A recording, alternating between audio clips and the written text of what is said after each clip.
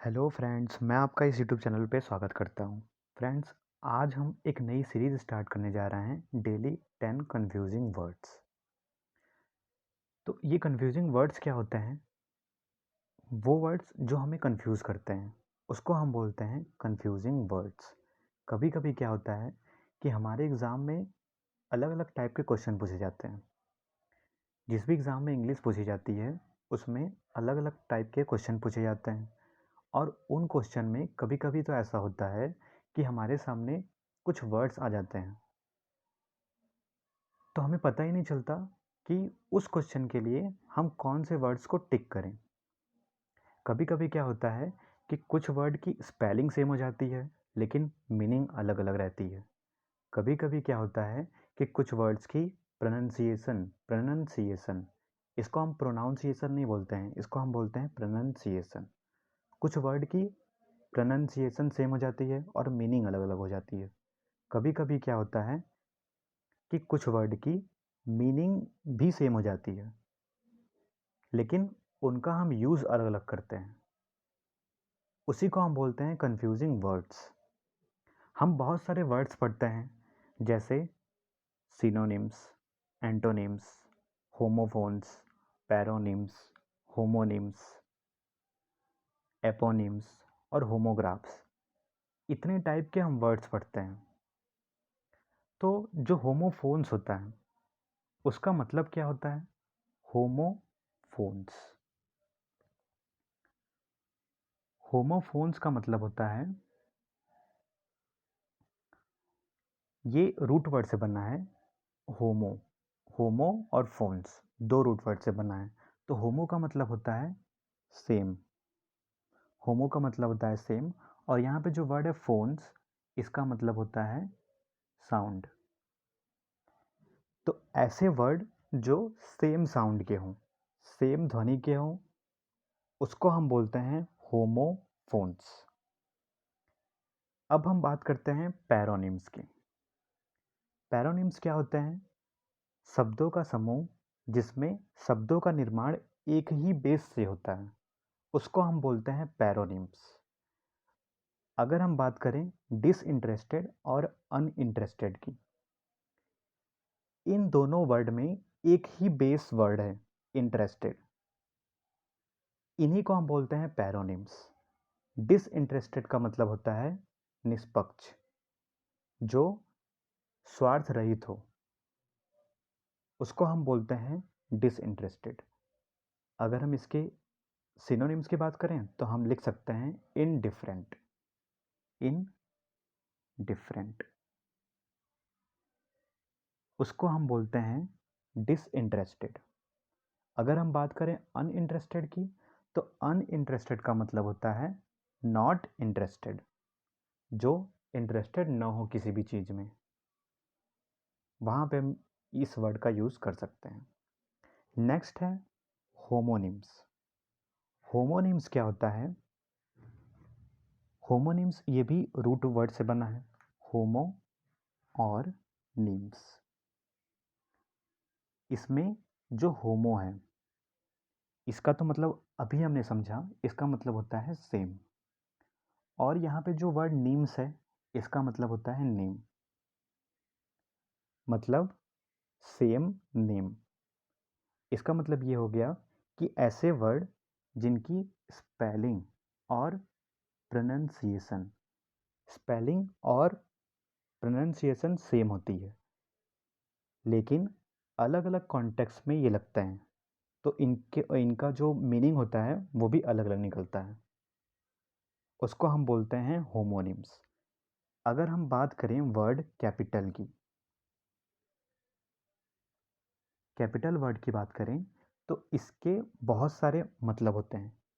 हाँ, इनकी स्पेलिंग और प्रोनंसिएशन सेम होती है, लेकिन इनका हम यूज़ अलग अलग कॉन्टेक्स्ट में करते हैं। जैसे कैपिटल का मतलब होता है पूंजी, दूसरा होता है राजधानी, तीसरा होता है कैपिटल पनिशमेंट, जिसको हम बोलते हैं फांसी की सज़ा, और चौथा होता है इसका मतलब कैपिटल लेटर्स, जो बड़े अक्षर होते हैं। इन्हीं वर्ड को हम बोलते हैं होमोनिम्स। होमोनिम्स का मतलब होता है ऐसे वर्ड जिनकी स्पेलिंग और प्रोनाउंसिएशन सेम हो, लेकिन इनका हम यूज़ अलग अलग कॉन्टेक्स्ट में करते हैं, तो इनकी मीनिंग भी अलग अलग निकलती है। उसको हम बोलते हैं होमोनिम्स। तो आज हम कुछ कंफ्यूजिंग वर्ड्स पढ़ने वाले हैं। हम डेली 10 कंफ्यूजिंग वर्ड्स पढ़ेंगे और ये सीरीज़ हमारी डेली चलती रहेगी। तो यहाँ पे आप देख सकते हैं कि हम इतने कंफ्यूजिंग वर्ड्स पढ़ने वाले हैं। लगभग 450-500 के करीब हम ये कंफ्यूजिंग वर्ड्स पढ़ेंगे। अगर हम ये सीरीज़ पूरी कंप्लीट कर लेते हैं तो हमें एग्ज़ाम में कोई भी परेशानी नहीं होगी। हम किसी भी पेपर को आसानी से दे सकते हैं। आप देख सकते हैं इतने सारे कंफ्यूजिंग वर्ड्स हैं। तो हम स्टार्ट करते हैं। हमारा जो पहला वर्ड्स है वो है अबैट और अबेट। इस वर्ड के हम स्पेलिंग को और प्रोनाउंसिएशन को और उसकी मीनिंग को और इन वर्ड का सेंटेंस में कैसे यूज़ हो रहा है, इतने बात का हम ध्यान रखेंगे। तो अबैट, अबैट की स्पेलिंग है ABATE, अबैट। एक वर्ड अबैट है और दूसरा वर्ड है अबेट, ABET। तो अबैट का मतलब होता है कम होना, डिक्रीज होना। उसको हम बोलते हैं अबैट। जैसे इसका हम सेंटेंस में यूज़ देखते हैं। He left home after the storm had abated. मतलब ही लेफ्ट होम, उसने क्या कर दिया, अपने घर को छोड़ दिया, मतलब वो घर से बाहर निकल गया। After the storm had abetted, जब स्टॉर्म मतलब जब तूफान कम हो गया। मीन्स तूफान के कम होने के बाद वो घर से बाहर निकल गया, वो घर से बाहर निकला। तो अबैट का मतलब हमने क्या समझा? अबैट का मतलब होता है कम होना। अब हम जो नेक्स्ट वर्ड है अबेट, उसकी बात करते हैं।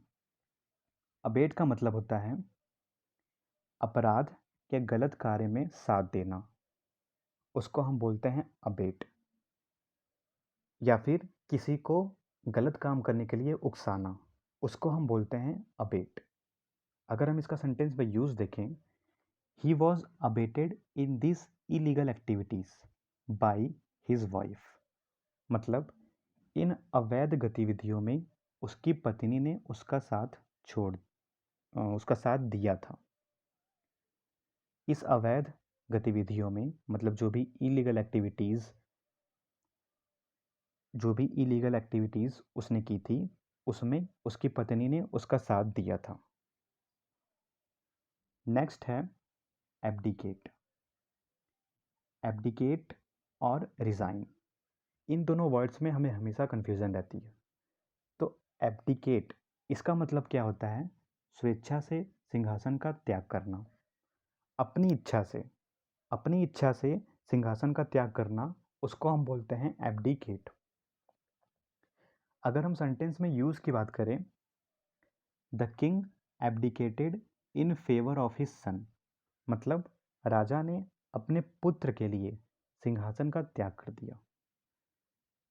अपनी इच्छा से उन्होंने सिंहासन का त्याग कर दिया और उस सिंहासन पे अपने बेटे को बैठा दिया। एब्डिकेट का मतलब होता है कि अपनी इच्छा से सिंहासन का त्याग कर देना। अब बात करते हैं रिज़ाइन की।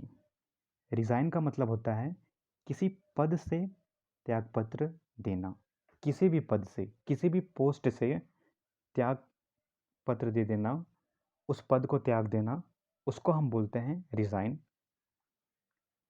तो रिज़ाइन वर्ड तो हमने बहुत बार सुना है। जैसे हम कोई जॉब करने जाते हैं, वो जॉब हमें नहीं अच्छी लग रही है, तो हम क्या करते हैं, हम वहाँ पे रिज़ाइन देते हैं और उस पद से हम हट जाते हैं, उस पोस्ट से हम हट जाते हैं, हम उसका त्याग कर देते हैं। इसका हम सेंटेंस में यूज़ देखते हैं। She resigned from the company and left the job. She resigned मतलब उसने रिज़ाइन कर दिया, उसने त्यागपत्र दे दिया from the company and left the job, और नौकरी छोड़ दी। उसने कंपनी से त्यागपत्र देकर नौकरी छोड़ दी। नेक्स्ट है एब्जेक्ट। एब्जेक्ट और ऑब्जेक्ट। तो एब्जेक्ट का मतलब क्या होता है? अत्यंत दयनीय या फिर निराशाजनक, उसको हम बोलते हैं एब्जेक्ट। जैसे he is living in abject poverty. He is living in abject poverty मतलब वो बहुत ही निराशाजनक या फिर दयनीय गरीबी में जी रहा है, उसको हम बोलते हैं एब्जेक्ट। हमें वर्ड्स कैसे याद रहते हैं? हमें वर्ड्स ऐसे याद रहते हैं कि जब हम उन वर्ड्स को बार बार पढ़ते हैं, किसी भी वर्ड्स को हम बार बार रिवीजन करते हैं, तब हमें कोई भी वर्ड्स याद रहते हैं। या फिर हम वो वर्ड्स बार बार सुने। अगर हम किसी भी वर्ड्स को बार बार सुन रहे हैं तो वो वर्ड्स हमें हमेशा के लिए याद हो जाते हैं। और तीसरा तरीका ये है वर्ड्स को याद रखने का कि हम वर्ड्स को फ्रेज में याद करें। फ्रेज में, जैसे एब्जेक्ट का मतलब क्या होता है? निराशाजनक, अत्यंत दयनीय। अत्यंत दयनीय मतलब बहुत ही बेकार, इसको हम बोल सकते हैं। तो एब्जेक्ट का मतलब ये होता है। तो फ्रेज, वर्ड को फ्रेज में याद करना मतलब जैसे यहाँ पे लिखा हुआ है एब्जेक्ट पॉवर्टी। तो एब्जेक्ट का तो हम मतलब हमने ये एब्जेक्ट का हमने मीनिंग तो ये पढ़ा कि बहुत ही दयनीय मतलब बहुत ही ख़राब कंडीशन में वो मतलब कोई भी पर्सन है। एब्जेक्ट का मतलब बहुत ही ख़राब कंडीशन में या फिर निराशाजनक। तो हम एब्जेक्ट के साथ एक फ्रेज, एक दूसरा वर्ड लगा लें जिससे कि हमें ये एब्जेक्ट वर्ड याद रहे। तो एब्जेक्ट और पॉवर्टी, एब्जेक्ट के साथ हमने लगा लिया पॉवर्टी। तो जब हमने एब्जेक्ट के साथ पॉवर्टी वर्ड जोड़ दिया तो ये एक फ्रेज हो गया। तो एब्जेक्ट पॉवर्टी का मतलब क्या हो गया कि बहुत ही मतलब खराब गरीबी, मतलब बहुत ही दयनीय गरीबी, निराशाजनक गरीबी। तो वर्ड को हम ऐसे याद रखते हैं। नेक्स्ट है ऑब्जेक्ट। ऑब्जेक्ट का मतलब क्या होता है? लक्ष्य या फिर उद्देश्य। इसका हम सेंटेंस में यूज देखते हैं। What is your object in life, मतलब जीवन में आपका लक्ष्य क्या है। नेक्स्ट है एब्स्टेन और रिफ्रेन। इन दोनों वर्ड में हमेशा कन्फ्यूज़न रहती है। तो एब्स्टेन का मतलब क्या होता है? किसी गलत या अनैतिक चीज़ से परहेज करना, उससे दूर रहना, उसको हम बोलते हैं एब्स्टेन।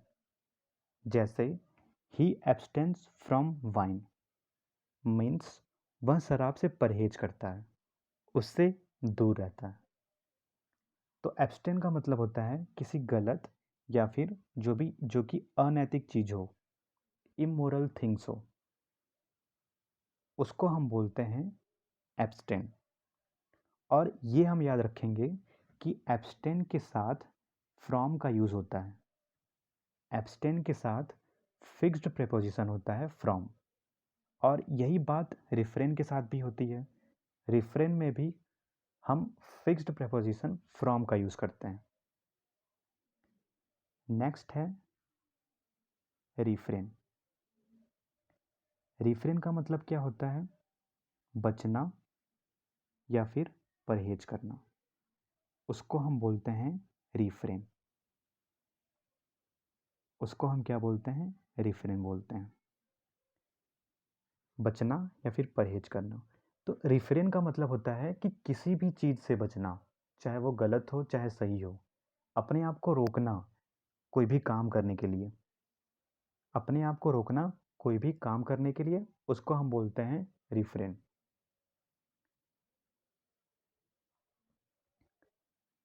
तो इसका हम सेंटेंस में यूज़ देखते हैं। We should refrain from telling lies. हमें झूठ बोलने से बचना चाहिए। ठीक है। नेक्स्ट है एक्सीड। नेक्स्ट है एक्सीड और एक्सीड। दोनों वर्ड का प्रोनाउंसिएशन सेम है, लेकिन स्पेलिंग जो है वो अलग अलग है और मीनिंग भी अलग अलग है। एक्सीड, एक्सीड की जो स्पेलिंग है वो ACCEDE है और इस एक्सीड की स्पेलिंग है EXCEET। तो एक्सीड का मतलब होता है मान लेना, स्वीकार करना, उसको हम बोलते हैं एक्सीड।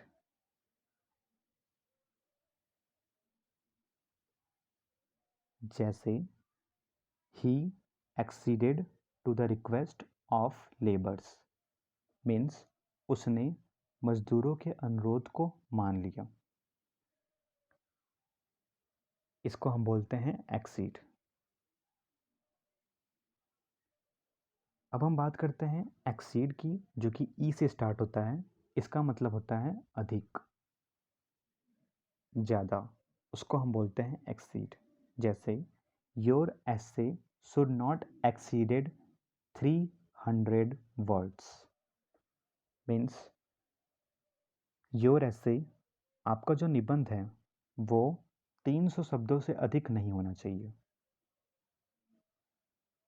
और यहाँ पे जो वर्ड एक्सीड यूज़ हुआ है वो वर्ब के फॉर्म में यूज़ हुआ है, वर्ब के रूप में यूज़ हुआ है। तो हमें वर्ड का पार्ट्स ऑफ स्पीच भी जानने आना चाहिए। नेक्स्ट है एक्सेप्ट, एक्सेप्ट, एक्सेप्ट और एक्सपेक्ट, ये 3 वर्ड हैं, इनके बारे में हम जानते हैं। एक्सेप्ट का मतलब क्या होता है? स्वीकार करना।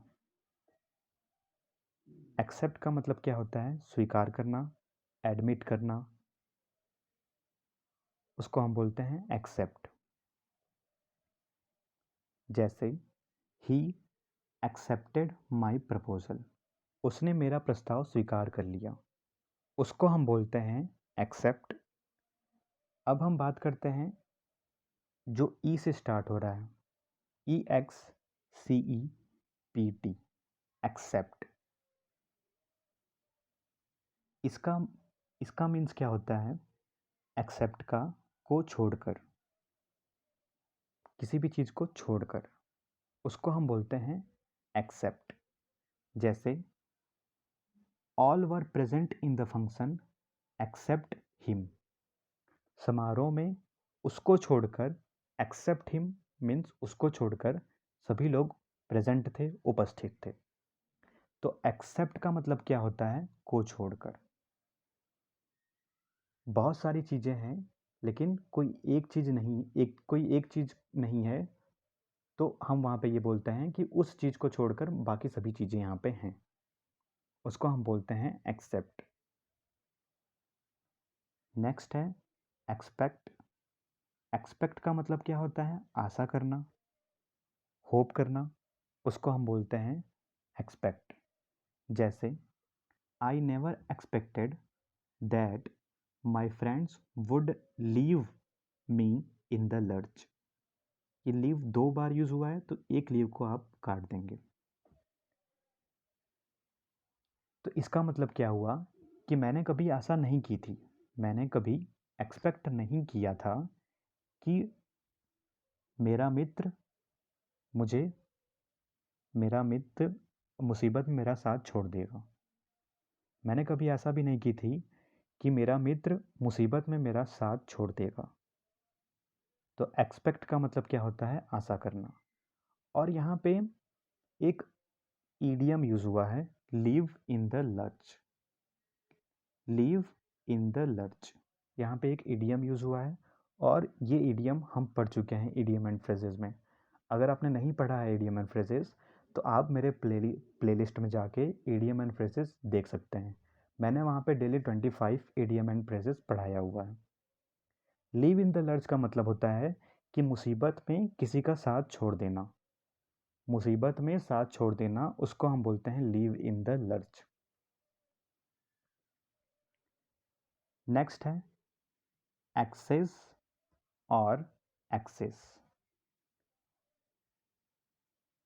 एक्सेस की स्पेलिंग होती है ACCESS ESS, और इस एक्सेस की स्पेलिंग होती है EXCESS। तो एक्सेस जो ए से स्टार्ट होता है उसका मतलब होता है पहुंच, उसको हम बोलते हैं एक्सेस।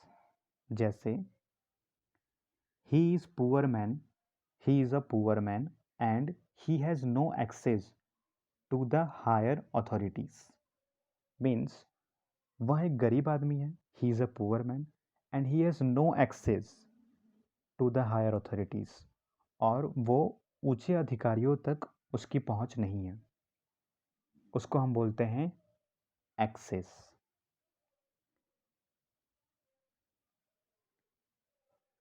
नेक्स्ट है एक्सेस, जो कि ई से स्टार्ट हो रहा है।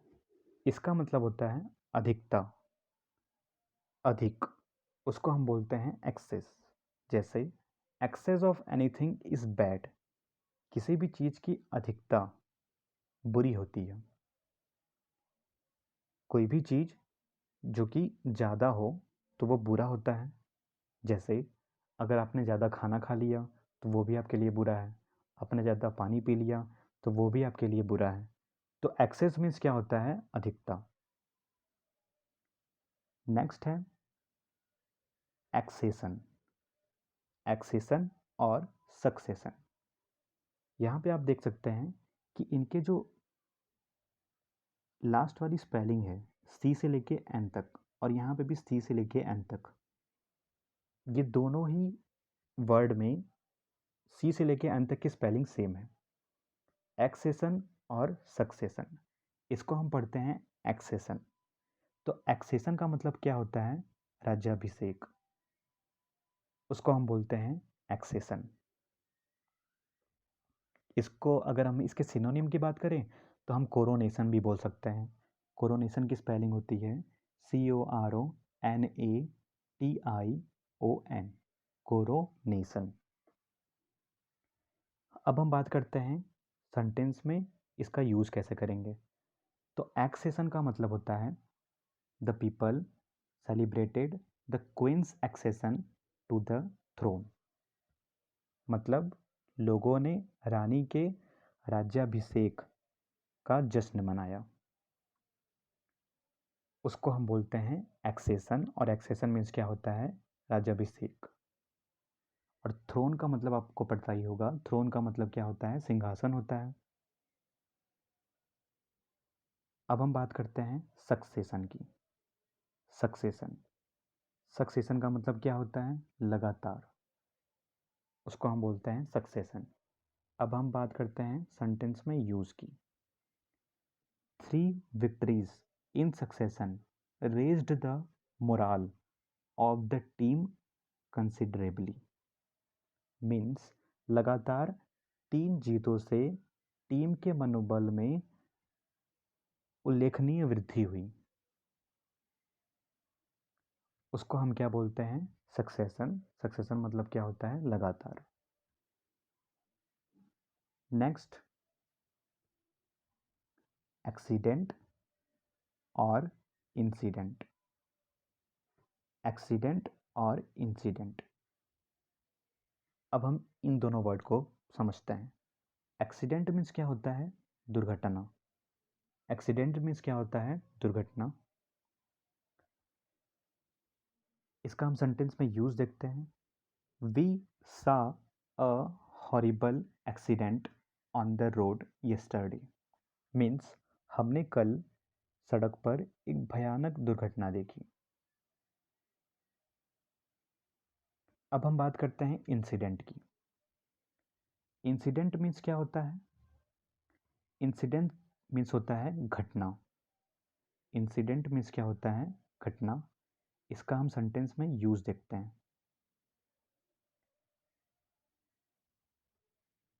This is an important incident in my life, यह मेरे जीवन की महत्वपूर्ण घटना है। अब हम बात करते हैं एक्सीडेंट और इंसिडेंट में डिफरेंस क्या होता है। एक्सीडेंट जो वर्ड होता है वो उसका मतलब होता है दुर्घटना, मतलब ये बहुत ही बुरा होता है। जैसे अगर कोई पर्सन रोड पे गाड़ी चला रहा है और अचानक अचानक क्या हुआ कि सामने से एक गाड़ी आई और उसको टक्कर मार दी, तो उसका वहाँ पे एक्सीडेंट हो गया। अब उसने टक्कर मारा, तो अब पता नहीं वो इंसान बचा कि नहीं बचा। हो सकता है उसका पैर टूट गया हो, हाथ टूट गया हो, हम कह नहीं सकते। तो उसको हम दुर्घटना बोलते हैं। और एक्सीडेंट बहुत ही बुरा होता है। एक्सीडेंट जो वर्ड है वो बहुत ही बुरा होता है। और अगर हम बात करें इंसिडेंट वर्ड की, तो इंसिडेंट का मतलब होता है घटना, और ये जो होता है वो एक्सीडेंट से थोड़ा सा अच्छा होता है। मीन्स कि ये इंसिडेंट जो होता है वो छोटी सी घटना होती है जो हमारे लाइफ में घटती है, और एक्सीडेंट जो होता है वो दुर्घटना होता है। मीन्स वो बहुत ही बुरा होता है। नेक्स्ट है एक्ट और एक्शन। इन दोनों वर्ड की हम बात करते हैं। एक्ट का मतलब होता है कार्य।